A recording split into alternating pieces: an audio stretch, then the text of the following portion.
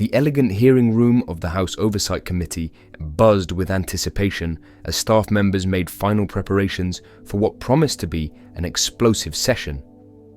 Sunlight streamed through the tall windows, illuminating the polished wooden dais where committee members would soon take their seats. At the witness table, Kash Patel adjusted his tie and reviewed his prepared remarks one final time. At 43, Patel had become one of the most recognizable figures in conservative circles, the former Chief of Staff to the Acting Secretary of Defense, Senior Counterterrorism Director at the National Security Council, and Principal Deputy to the Acting Director of National Intelligence during the previous administration. Since leaving government, he had built a media presence as a frequent commentator on conservative outlets, known for his combative style and unwavering defense of his former boss's policies. Today's hearing, titled National Security Decision-Making and Congressional Oversight, had been called ostensibly to examine procedures for ensuring proper oversight of sensitive operations. But everyone in the room understood the subtext. This was really about relitigating national security decisions from the previous administration that Democrats had criticized as overreach and Republicans had defended as necessary for national security. As committee members began filing in, Patel's gaze fixed momentarily on Congresswoman Jasmine Crockett, the 43-year-old Democrat from Texas who had recently joined the committee. A former civil rights attorney before her election to Congress, Crockett had quickly developed a reputation for precise questioning and command of legal details that had caught several witnesses off guard in previous hearings. Her background investigating cases of government misconduct gave her a unique perspective on oversight issues that differed markedly from Patel's national security focus. The chairman gavelled the session to order, and after opening statements, members began their questioning rounds. Several Republicans used their time to invite Patel to expand on the challenges of conducting sensitive operations under what he characterized as excessive congressional interference, while Democrats focused on what they described as inadequate notification to Congress of significant national security decisions during his tenure. By the time the chairman announced, "The gentlewoman from Texas is recognized for 5 minutes," the partisan lines had been clearly drawn. Patel had settled into a confident rhythm, parrying Democratic questions with references to classified information he couldn't discuss in an open setting and challenging the premise of their inquiries as politically motivated. Crockett began with a disarming smile. "Thank you, Mr. Chairman, and thank you, Mr. Patel, for appearing before our committee today." Her professional tone gave no immediate indication of the confrontation to come. "I'd like to focus on the specific legal requirements for congressional notification under the National Security Act, particularly regarding covert actions and significant intelligence activities." Patel nodded slightly, his expression suggesting he viewed this as familiar territory where his expertise gave him a clear advantage. "I'm happy to discuss the legal framework, Congresswoman, though of course there are limitations to what can be addressed in an open setting." "I understand completely," Crockett replied. "Let's focus on the requirements themselves rather than specific operations. Section 503 of the National Security Act requires that the intelligence committees be kept fully and currently informed of all covert actions. Is that your understanding as well?" "Generally speaking, yes," Patel responded, his tone taking on a slightly condescending edge. "Though there are numerous exceptions and considerations that come into play in real-world situations rather than academic, legal discussions." The subtle dismissal, suggesting Crockett was engaging in academic abstractions rather than practical reality, reflected a pattern Patel had established with other Democratic questioners, positioning himself as the experienced practitioner dealing with political theorists who didn't understand operational realities. Before diving deeper into this explosive confrontation that has everyone talking, make sure to like this video and subscribe to our channel. We bring you the most revealing political showdowns with context and analysis you won't find elsewhere. turn on notifications so you never miss our latest uploads. Kash Patel wasn't just another former administration official testifying before Congress. As a key figure in national security decisions during the previous administration, he had been at the center of numerous controversies regarding congressional oversight. Before his high-profile appointments, he had served as a terrorism prosecutor at the Department of Justice and a national security advisor for the House Intelligence Committee, giving him experience on both sides of the oversight relationship. Patel had developed a reputation for forceful defense of executive authority and skepticism toward congressional oversight mechanisms he considered politically motivated or potentially damaging to national security operations. Since leaving government, he had become a prominent voice in conservative media, frequently alleging that career officials and Democratic politicians had undermined national security through leaks and excessive oversight demands.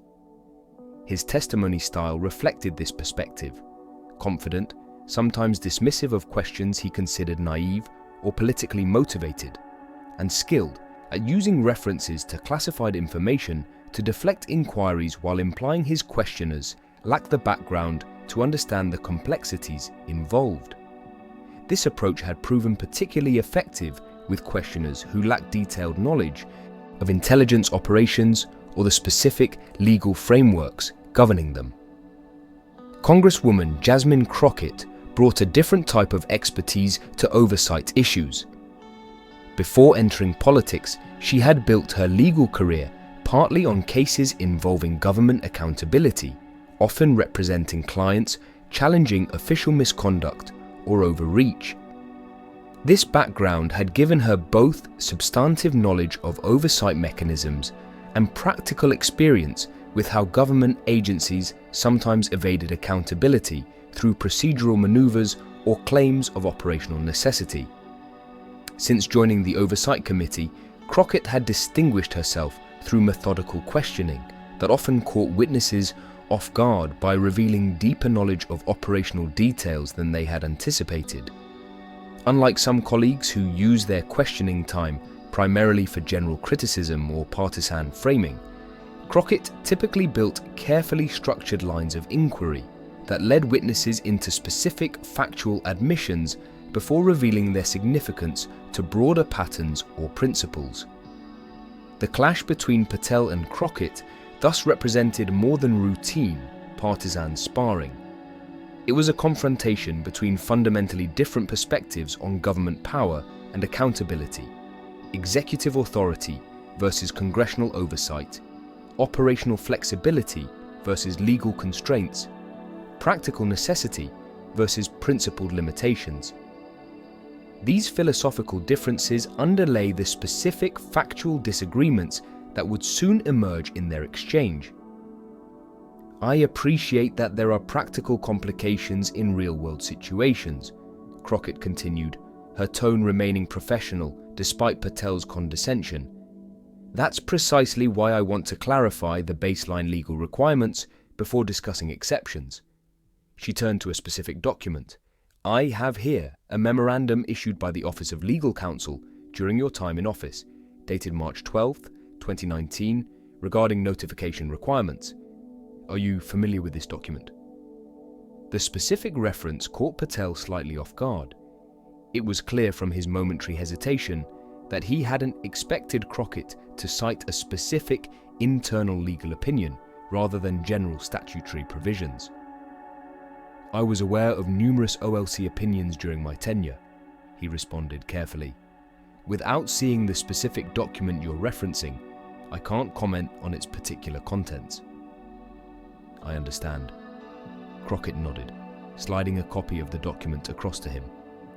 "This opinion specifically addresses the question of whether certain intelligence activities required notification to the full intelligence committees or could be reported only to the Gang of Eight leadership."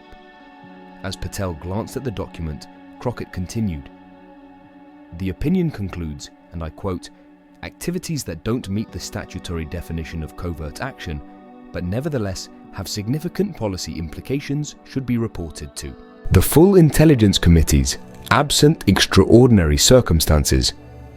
Would you agree That was the operative legal guidance during your tenure? The question was precisely framed to establish a specific legal standard rather than allowing Patel to speak in generalities about operational necessities. His expression tightened slightly as he recognized the tactical shift from broad principles to specific legal requirements. Yes, that language appears in the opinion, he acknowledged, but practical implementation requires balancing multiple considerations, including operational security and the unfortunate reality of politically motivated leaks from committee members or staff. It was a partial pivot back to his preferred framing of practical necessities over legal technicalities, but Crockett had already established the specific legal standard that would form the foundation for her subsequent questions. "I appreciate the practical concerns," she replied, maintaining her professional tone. "Now, I'd like to discuss a specific case study that I believe illustrates some of the oversight challenges we're examining today." She turned to another document. "In July 2020, during your tenure as Senior Counterterrorism Director at the NSC, a significant intelligence operation was conducted regarding suspected terrorist financing networks. According to the publicly available information, this operation had substantial diplomatic implications for our relationships with 3 allied nations." Crockett looked directly at Patel. Records indicate that this operation was not reported to the full intelligence committees until 74 days after its execution, despite not meeting the statutory definition of a covert action that would justify limited notification. Can you explain the legal basis for this delayed notification, given the OLC guidance we just discussed? The specific example, cited with precise dates and contextual details, demonstrated a level of preparation that Patel had clearly not anticipated.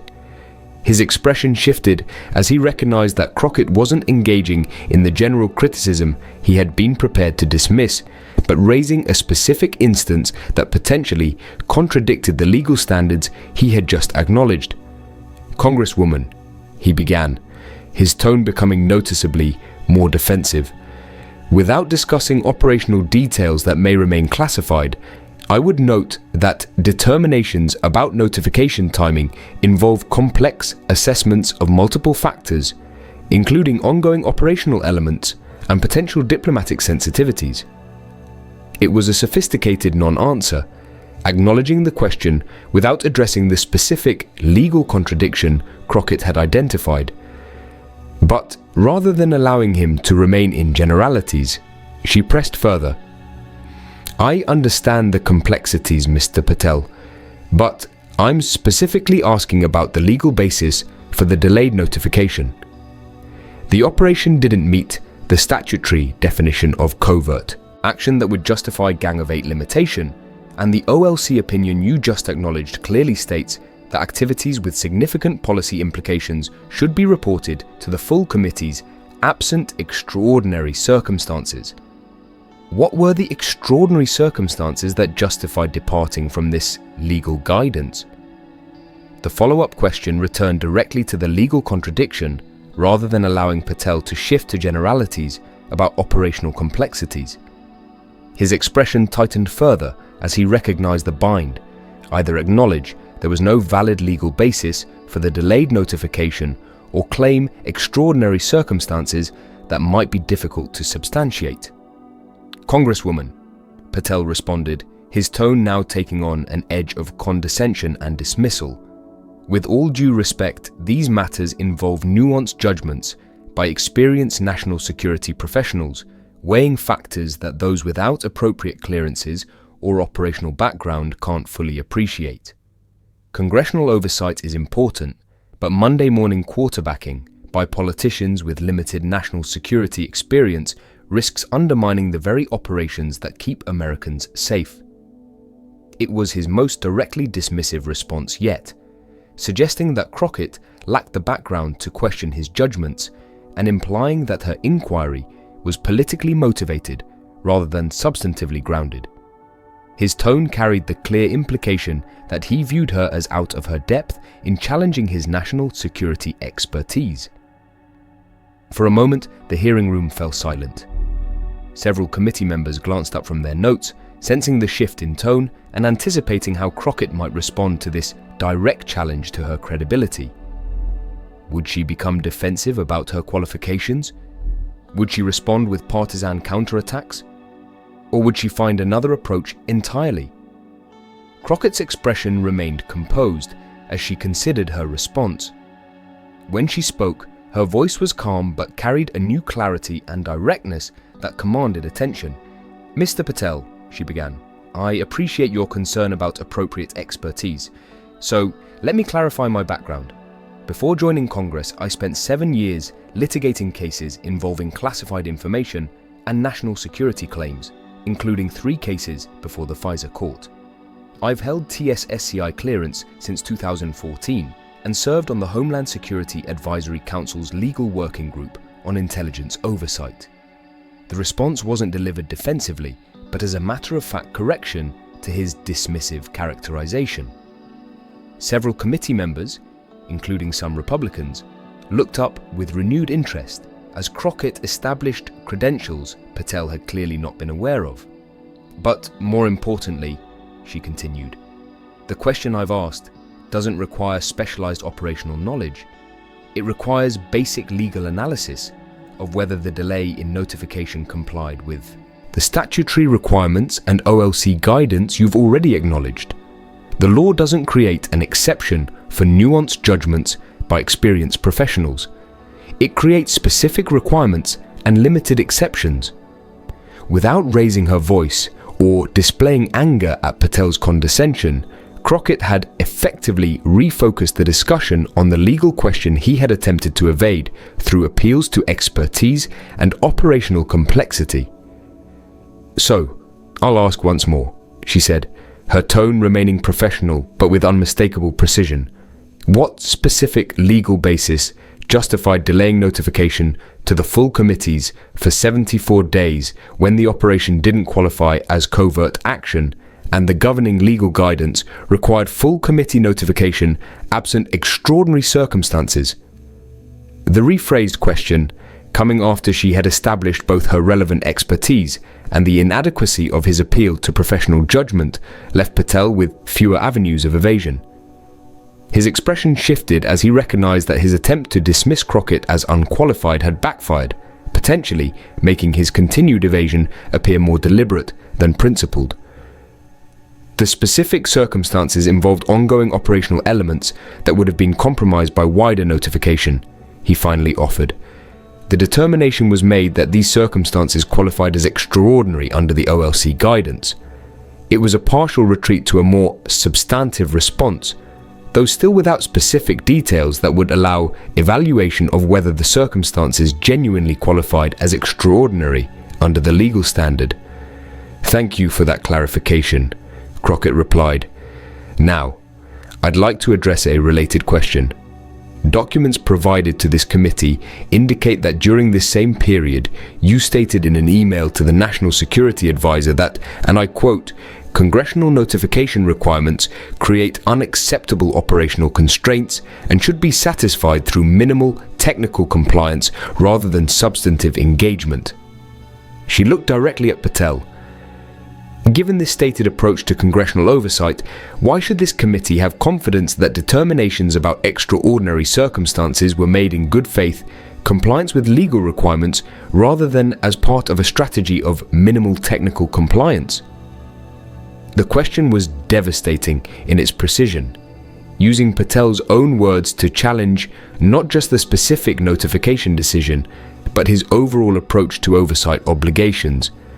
His earlier dismissal of Crockett as lacking relevant background had left him particularly vulnerable to this evidence that his own attitude toward oversight had been one of resistance rather than compliance. For perhaps the first time in the hearing, Kash Patel appeared genuinely caught off guard. His usual confident demeanor faltered as he recognized the trap he had walked into by underestimating Crockett's preparation and responding with condescension rather than substance. That email was written in a specific context regarding a particular operational challenge, he managed after a noticeable pause. It doesn't reflect my overall approach to oversight obligations." "I appreciate that clarification," Crockett responded, her tone revealing nothing of the advantage she had gained. "However, I've reviewed your communications during this period, and this wasn't an isolated statement. On at least 7 occasions between March and November 2020, you expressed similar sentiments about congressional notification requirements being obstacles to effective operations rather than essential accountability mechanisms." She turned to another document. "In fact, in a briefing to intelligence community leadership dated September 3, 2020, you specifically advised adopting what you called a strategic approach to congressional engagement that included, and I quote, judicious interpretation of notification timelines and careful scoping of information provided to minimize operational detail while satisfying technical requirements. The additional evidence, again cited with specific dates and direct quotes, further undermined Patel's claim that his email had been an isolated statement rather than reflecting his general approach. Several committee members were now openly watching the exchange with increased interest, recognizing that Crockett had come with far more detailed preparation than Patel had anticipated. "Congresswoman, my time in government was focused on ensuring effective national security operations while respecting legal requirements," Patel responded, his tone becoming increasingly defensive. "Cherry-picking phrases from internal deliberations doesn't accurately reflect the careful balance we maintain between operational necessities and oversight obligations." "I understand your position," Crockett replied. "However, I'm having difficulty reconciling your stated commitment to legal requirements with these contemporaneous statements advocating minimal compliance and judicious interpretation of timelines. This pattern raises serious questions about whether oversight limitations were based on genuine national security necessities or predetermined resistance to congressional oversight." She turned to her final document. "This concern is particularly relevant given that, in the specific case we've been discussing, an internal DOJ review later concluded that the delayed notification had no operational justification and, quote, appeared motivated primarily by desire to avoid congressional scrutiny of policy implications rather than protection of sources and methods." The revelation of an internal review contradicting Patel's justification completed the methodical dismantling of his position. What had begun as his confident, somewhat condescending dismissal of Crockett as lacking relevant expertise had evolved into a precise exposure of both specific oversight failures and the problematic attitude toward congressional oversight that had apparently motivated them. As the chairman announced that Crockett's time had expired, the dynamic in the hearing room had fundamentally shifted. What many had expected to be a routine partisan exchange had instead become a masterclass in precise, evidence-based oversight that had left a witness known for his confident handling of congressional testimony visibly unsettled. For the remainder of the hearing, Patel's responses to other members lacked the confident, sometimes dismissive tone he had displayed earlier.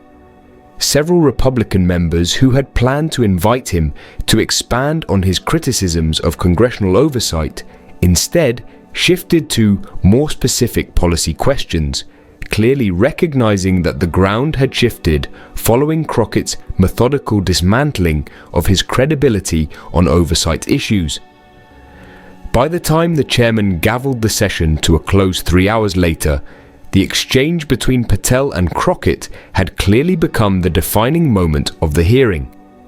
Video clips of her systematic exposure of his contradictions, particularly the moment when she responded to his condescension by calmly establishing her national security credentials before returning to her unanswered legal question, spread rapidly across social media platforms, accumulating millions of views within hours.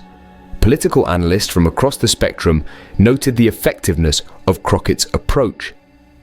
What made Congresswoman Crockett's questioning so powerful wasn't just the specific contradictions she exposed, though those were significant, observed a veteran congressional reporter. It was her ability to respond to condescension not with defensiveness or counterattacks, but with precise evidence that transformed the entire dynamic of the exchange. She didn't just win the argument, she changed its fundamental terms. Conservative commentators were more measured in their assessment, but acknowledged the tactical error in Patel's approach. Underestimating an opponent's preparation and responding with dismissal rather than substance is always risky in congressional hearings, noted a former Republican committee counsel. Congresswoman Crockett clearly came with detailed evidence that contradicted both the specific justification offered and the broader attitude toward oversight that appeared to motivate it. For Patel, the exchange represented a rare public misstep. Known for his media discipline and command of national security details, he had instead been maneuvered into a position where his contradictions were exposed for a national audience. In a telling sign of the exchange's impact, he declined multiple requests for interviews in the days following the hearing, a marked departure from his usual eagerness to expand on his testimony in media appearances. For Crockett, the confrontation elevated her national profile significantly. Already respected within Congress for her methodical approach to oversight, the viral nature of her systematic dismantling of Patel's position introduced her to a much broader audience. National security experts and accountability advocates began seeking her counsel on oversight reform proposals, recognizing the unusual combination of substantive expertise and strategic questioning she had demonstrated. What Congresswoman Crockett demonstrated wasn't just good questioning technique, noted a former Inspector General. It was a masterclass in evidence-based oversight, establishing specific legal standards, identifying clear contradictions, and systematically dismantling attempts to evade accountability through appeals to expertise or operational necessity. Perhaps most significantly, the exchange prompted broader discussion about the culture of minimal compliance with oversight requirements that apparently existed in some national security contexts. Several former officials came forward with similar experiences, suggesting that Patel's approach reflected a wider pattern rather than an isolated attitude. This emerging narrative led to calls for structural reforms to oversight mechanisms that would create clearer compliance standards and more serious consequences for evasion. The most important outcome of this exchange isn't just that a particular witness was caught in contradictions, observed a national security law expert. It's that it exposed a problematic mindset toward oversight that treats congressional requirements as obstacles to be minimized rather than essential accountability mechanisms in a democratic system. For political observers, the confrontation between Patel and Crockett represented something larger than a single committee exchange. It demonstrated how thorough preparation and precise evidence-based questioning could overcome even the most confident attempts at dismissal and evasion. Patel's approach, combining appeals to expertise, operational necessity, and dismissal of his questioner's qualifications, had been systematically dismantled by Crockett's methodical presentation of specific evidence directly contradicting both his specific claims and his general approach to oversight obligations. In doing so, she had provided a template for effective congressional oversight that contrasted sharply with the partisan exchanges that often characterize committee hearings. Rather than engaging in general criticism or political framing, Crockett had built a precise factual case that exposed specific contradictions while illuminating broader patterns of problematic behavior. The effectiveness of this approach was reflected not just in the viral response to the exchange, but in the substantive policy discussions it prompted about improving oversight mechanisms. The Patel-Crockett exchange reminds us that in congressional oversight, as in litigation, evidence and precision ultimately matter more than confidence or credentials, concluded a government accountability advocate. When faced with specific documented contradictions, even the most assured witnesses find themselves in untenable positions. And in demonstrating that reality so clearly, Congresswoman Crockett has provided a valuable model for how oversight can function at its best, focused on facts, resistant to evasion, and ultimately serving the public's right to know how power is exercised in their name. If you found this breakdown of how Congresswoman Crockett transformed Kash Patel's mockery into a masterclass on congressional oversight valuable, make sure to like and subscribe to our channel. We bring you the most revealing political confrontations with context and analysis you won't find elsewhere. Hit that notification bell to stay updated on our latest videos showing how preparation and evidence can overcome condescension and evasion in political discourse.